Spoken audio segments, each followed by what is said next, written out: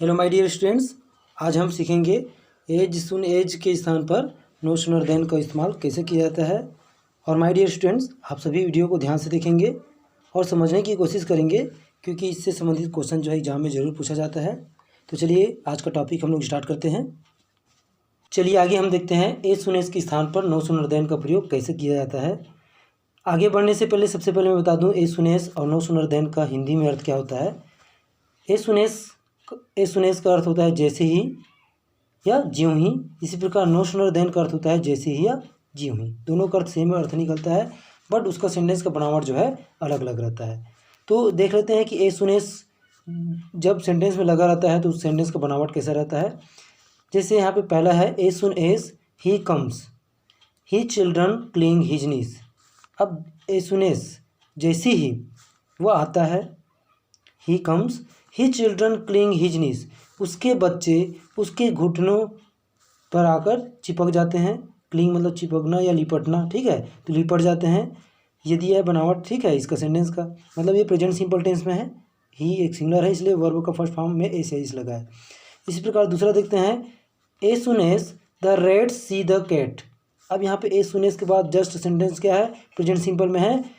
ये भी क्योंकि रेड से प्लूरल है, प्लूरल के साथ वर्ब का फर्स्ट फॉर्म लगा है, तो प्रेजेंट सिंपल का स्ट्रक्चर क्या होता है, सब्जेक्ट प्लस वर्ब का फर्स्ट फॉर्म एस या एस प्लस ऑब्जेक्ट। तो जो एज सुन एज के आगे वाला सेंटेंस जो है प्रेजेंट सिंपल टेंस में है। दे रन अवे, वे भाग जाते हैं। जैसे ही चूहे जो है जैसे ही चूहे जो है बिल्ली को देखते हैं। As soon as the rat see the cat, जैसे ही चूहे बिल्ली को देखते हैं, दे रन अवे, वे भाग जाते हैं। तीसरा देखते हैं as soon as the bell rang. अब यहाँ पे देखेंगे बेल रैंग है, ये पार्ट सिंपल सेंटेंस है, पार्ट सिंपल का, क्योंकि रिंग फर्स्ट फॉर्म होता है और सेकंड फॉर्म रैंग होता है, थर्ड फॉर्म होता है रंग, रिंग रैंग रंग, ठीक है। तो एज सुन एज के बाद जो आगे वाला सेंटेंस है वो किस में है, पार्ट सिंपल में है। As soon as the bell rang, जैसे ही घंटी बजी, the teacher left the class, शिक्षक जो है क्लास के से चले गए, कक्षा से चले गए। और चौथा देखते हैं बनावट जो है as soon as I had arrived at the station the train came. अब यहाँ पे एज सुन एज के बाद ये पास्ट परफेक्ट का स्ट्रक्चर है, में जमा हुआ है सेंटेंस जो है subject plus had plus verb का थर्ड फॉर्म, ठीक है। आई हैड अराइव्ड, जैसे ही मैं स्टेशन पर पहुँचा था, द ट्रेन केम, मतलब ट्रेन जो है आया। तो इस प्रकार से इस सुन एज से लगे हुए सेंटेंस का बनावट होता है। अब आगे हम लोग देखेंगे नो सूनर देन का उपयोग कैसे करेंगे, ठीक है। एज सुन एज के बदले नो सूनर देन का यूज हम लोग कैसे करते हैं उसको देख लेते हैं। तो इसके लिए कुछ ध्यान रखने वाली बात है। जैसे रूल फर्स्ट है एज सुन एज के बदले, तो क्या करेंगे हम लोग, एज सुन एज के बदले नो सूनर का उपयोग करेंगे, एज सुन एज के स्थान पर नो सूनर लगाएंगे। उसी प्रकार कामा को हटाकर, जो दूसरा सेंटेंस है जो कामा तो अलग है, तो कामा को हटाकर हम लोग क्या करेंगे, देन का उपयोग करेंगे। ध्यान रखेंगे THAN, देन का उपयोग करेंगे, ना कि देन का। अधिकतर हम लोग क्या करते हैं, देन के बदले हम लोग THEN, देन का उपयोग कर देते हैं, जिसकी वजह से हमारा सवाल जो है गलत हो जाता है। तो ध्यान रखेंगे THAN, देन का उपयोग किया जाता है, ठीक है। और रूल दूसरा देख लेते हैं, एज सुन एज के बाद, अगर एज सुन एज के बाद जस्ट आगे वाला जो सेंटेंस जो है अगर प्रेजेंट सिंपल में है, तो हम लोग क्या करेंगे, नो सूनर के बाद हेल्पिंग वर्ब को इस्तेमाल करना है। उसकी हेल्पिंग, जैसे प्रेजेंट सिंपल में दो हेल्पिंग वर्ब है, डू और डज। तो नो सूनर लिखने के बाद जस्ट बाद हम लोग क्या करेंगे, सब्जेक्ट के पहले क्या करेंगे हम लोग, और नो सूनर के बाद और सब्जेक्ट के पहले जो है डू या डज का प्रयोग किया जाता है, ठीक है। अगर सिंगुलर है तो डज का उपयोग करेंगे, और प्लूरल है तो डू का उपयोग करेंगे, सब्जेक्ट जो है। तो यहाँ पे और ये भी ध्यान रखना है कि डज का प्रयोग जब इस्तेमाल करते हैं, ठीक है, जब डज का इस्तेमाल होता है तो वर्ब का जो एस या येस रहता है वो क्या हो जाता है, हट जाता है, ठीक है, उसको हटा दिया जाता है, ठीक है। इसी प्रकार अगर एज सुन एज के बाद पार्ट सिंपल का सेंटेंस दिया है, अगर एज सुन एज के बाद पार्ट सिंपल का सेंटेंस दिया है, तो उसमें हम लोग क्या करेंगे, नो सूनर के बाद हम लोग डीड का इस्तेमाल करेंगे, ठीक है। और जब डीड का इस्तेमाल करेंगे, ठीक है, नो सूनर के बाद क्या करेंगे हम लोग, डीड का इस्तेमाल करेंगे। एज सुन एज के बदले नो सूनर करते हैं, तो नो सूनर के बाद हम लोग जब डीड का उपयोग करेंगे, पार्ट सिंपल सेंटेंस है तो, और डीड का जब इस्तेमाल होगा तो वर्ब का सेकंड फॉर्म है वो क्या होता है, वर्ब के सेकंड फॉर्म जो है फर्स्ट फॉर्म में बदल दिया जाता है, ठीक है। इसी प्रकार रूल चौथा देख लेते हैं। अगर पास्ट परफेक्ट है, अगर एज सून एज के बाद वाला जो सेंटेंस है वो पास्ट परफेक्ट में है, मतलब कि उसमें हैड का इस्तेमाल हुआ है। पास्ट परफेक्ट का स्ट्रक्चर क्या होता है? Subject plus head plus verb का थर्ड फॉर्म। अगर पास्ट परफेक्ट है तो हम लोग क्या करेंगे? नो सूनर के बाद हैड को सामने लेके आएंगे। ठीक है, हैड को सामने लिखा जाता है सब्जेक्ट के पहले। ठीक है, इस प्रकार हमने देखा कि यहाँ पे जब भी एज सून एज के बाद नो सूनर लिखेंगे तो आगे कोई ना कोई हेल्पिंग वर्ब आएगा, जैसे डू, डज, डिड या हैड। अब बाकी जो हेल्पिंग वर्ब है ईएमआर, वाज वर, इसका हम लोग इस्तेमाल नहीं करेंगे, सिर्फ हम लोग डू, डज या डिड या हैड का ही इस्तेमाल करेंगे। ठीक है, वो भी सेंटेंस को देखकर अपने को इसका इस्तेमाल करना है। ठीक है, जो सेंटेंस में हेल्पिंग वर्ब रहेगा उस या टेंस के हिसाब से, उसी के हिसाब से हम लोग उसका इस्तेमाल करेंगे। आगे हम इसका एग्जाम्पल देख लेते हैं। जैसे पहला है as he comes he children cling to his knees. अब यहाँ पे पहला हम लोग क्या रूल देखे थे कि एज सून एज के बदले नो सूनर का इस्तेमाल करना है। ठीक है, अब नो सूनर के इस्तेमाल करने के बाद उसके आगे ठीक से हम लोग सब्जेक्ट के पहले टेंस के अनुसार हेल्पिंग वर्ब का उपयोग करेंगे।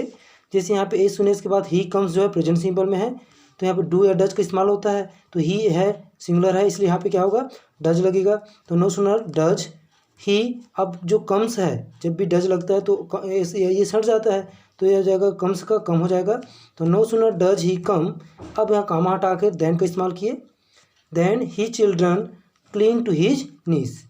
तो as soon as he comes he children cling to his knees.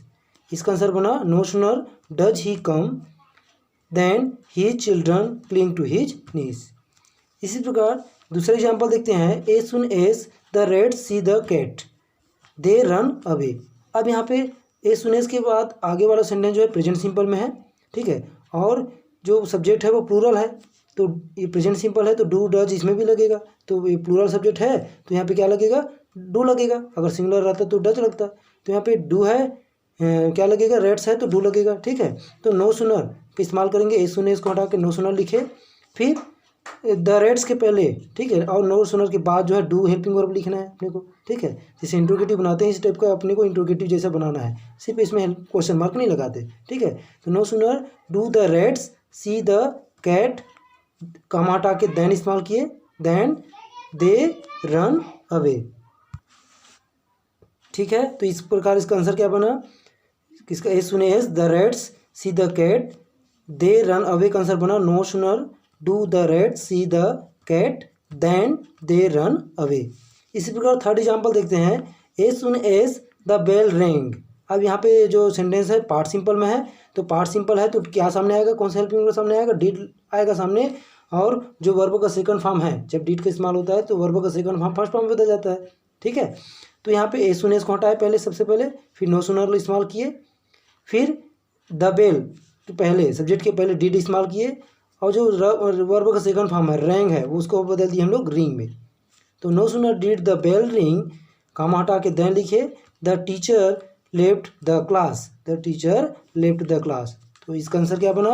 As soon as the bell rang the teacher left the class का आंसर बना no sooner did the bell ring then the teacher left the class. इसी प्रकार चौथा example देख लेते हैं। As soon as I had arrived at the station. यहाँ पे हैड का इस्तेमाल हुआ है तो अपने को क्या करना है? पहले से हेल्पिंग वर्ब लिखा है तो सिर्फ हैड को सामने लेके आएंगे। तो यहाँ पे आंसर बनेगा as soon as no sooner लिखे, उसके बाद हैड जो है उसको हम लोग सामने लेके आए, no sooner had I arrived, सिर्फ हैड को लेके सामने आना है। ठीक है, उसके बाद कोई चेंजेस नहीं होगा। नो एज सून एज के बदले नो सूनर लिखे, फिर हैड लिखे, फिर आई अराइव्ड एट द स्टेशन, फिर कामा हटा के अपने को देन का इस्तेमाल किए, फिर द ट्रेन केम।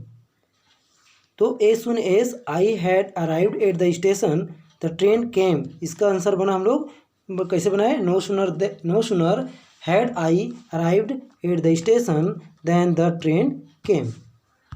इस प्रकार से आंसर हम लोग बना सकते हैं। अभी हमने सीखा एज सून एज के बदले नो सूनर देन का इस्तेमाल करना। अब हम लोग आगे सीखेंगे नो सूनर देन के बदले एज सून एज का इस्तेमाल हम लोग कैसे कर सकते हैं। ठीक है, अब देखेंगे जो पहला एग्जाम्पल के माध्यम से देख लेते हैं हम लोग। पहला एग्जाम्पल है जैसे no sooner do I see him, no sooner do I see him then I will talk to him. अब यहाँ पे क्या करना है अपने को? देन को हटाना है, उसके बदले क्या इस्तेमाल करना है, कामा का इस्तेमाल करना है, क्योंकि एज सुन एज का इस्तेमाल कर रहे हैं हम लोग नो सुनर के बदले। और इसी प्रकार नो सुनर के बदले एज सुन एज का इस्तेमाल करना है, और जो हेल्पिंग वर्ब लगा है उसको वापस हटा देना है। ठीक है, ठीक है, अफर्मेटिव सेंटेंस जैसा बना देना है। तो यहाँ पे no sooner do I see him then I will talk to him, इसका आंसर बनेगा नो सुनर के बदले as soon as I see him, then को हटा के कामा लगाए, I will talk to him, as soon as I see him I will talk to him, ये इसका आंसर बना। दूसरा एग्जाम्पल है no sooner does he reach home then he drinks a cup of tea. अब यहाँ पे देखेंगे does का इस्तेमाल हुआ है। अब नो सुनर को हटा के हम लोग एज सुन एज लिखे, और डज को हटाना है। जब डज को हटाएंगे, जैसे डज का इस्तेमाल करते थे तो वर्ब का फर्स्ट फॉर्म में जो एस या एस लगा रहता था वो हट जाता था। ठीक है, अब डज का जब हम डज को हटाएंगे तो वापस जो एस या एस जो है वर्ब के फर्स्ट फॉर्म में चला जाएगा। तो डज हटेगा तो ये ही रिच से हो जाएगा, रिच जो है रिच से हो जाएगा होम। अब देन को हटा के कामा इस्तेमाल किए, फिर he drinks a cup of tea. तो आंसर क्या बना, as soon as he reach home comma he drinks a cup of tea, ये इसका आंसर बना। इसी प्रकार थर्ड है no sooner did he received the message then he left to his village. अब यहाँ पे देखना है डिड इस्तेमाल हुआ है, मतलब पार्ट सिंपल टेंस सेंटेंस है। तो देन को हटाएंगे, कामा लगाएंगे। अब नो सुनर को हटा के एज सुन एज लिखे। अब डिड को वापस हटाना है। ठीक है, जब डिड इस्तेमाल किए थे तो वर्ब का जो सेकंड फॉर्म था वो फर्स्ट फॉर्म में बदला था। अब अपने को डिड को हटाना है तो वर्ब का फर्स्ट फॉर्म जो है यहाँ पे लिखा है रिसीव, वो हो जाएगा रिसीव्ड हो जाएगा जब आंसर बनाएंगे तो। ठीक है, और द मैसेज, उसके बाद देन के बदले कामा लिखेंगे। तो यहाँ पे no sooner did he received the message then he left for his village, इसका आंसर बनेगा एज सुन एज, डिड हटा, ही रिसीव का रिसीव्ड हो गया, डिड हटा तो वापस सेकंड फॉर्म में चला गया, the message comma he left for his village, ये इसका आंसर बना as soon as he received the message he left for his village. ठीक है, आया समझ में। तो हम लोग अभी सीखे नो सुनर देन के बदले एज सुन एज का इस्तेमाल करना वापस। ठीक है, आई होप आप सबको अच्छे से समझ में आया होगा। तो ज़रूर इस वीडियो को लाइक करेंगे और सब्सक्राइब भी करेंगे। ठीक है।